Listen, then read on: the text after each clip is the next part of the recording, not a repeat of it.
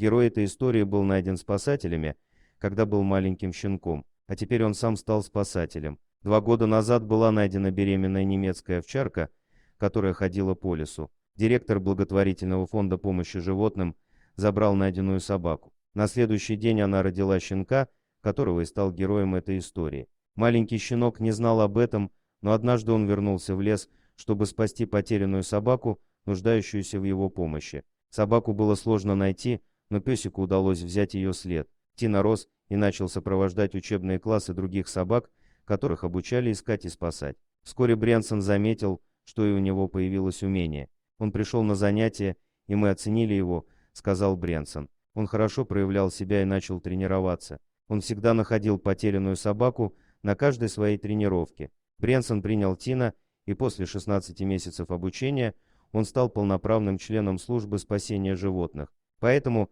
когда Брянсону позвонили с новостью, что пропал глухой 11-летний Великий, Пиреней по кличке Пупе, он знал идеальную собаку для работы. Утром в четверг хозяйка отправилась кататься на лошадях в лесу, и верный Пупе с нетерпением последовал за ним. Когда женщина заметила его сзади, развернулась и направилась домой, но на обратном пути собака отделилась и потерялась. Добровольцы обыскали лес безуспешно. В полном одиночестве, в темноте, Пупе не мог даже слышать, как спасатели зовут его. В субботу утром после того, как пес пропал без вести, Тина и Брянсон встретились с хозяйкой потерявшейся собаки в лесу, чтобы пройтись по их следам. Потребовалось 90 минут, чтобы хозяйка нашла место, где она в последний раз видела Пупе, потому что в сумерках все выглядит по-другому, сказал Брянсон. Как только я представил запах от комка шерсти Пупе с постели к носу Тина, он бросился бежать по запаху. После 45 минут лазания по бревнам и кустам Тина привел Брянсона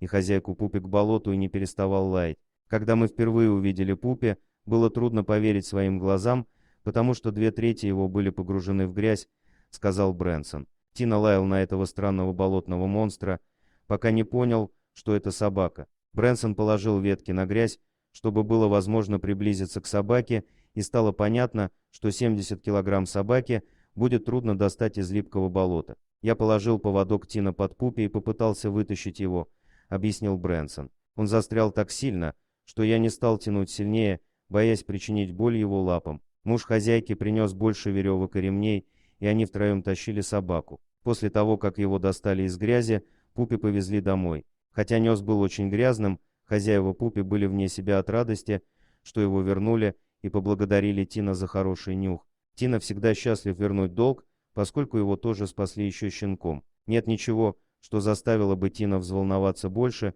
чем отправиться на поиски потерявшихся домашних животных и вернуть их домой. А его отец был самым гордым. Дорогие друзья, если вам понравилось видео, поставьте лайк, а также подписывайтесь на канал, где найдете еще много интересного.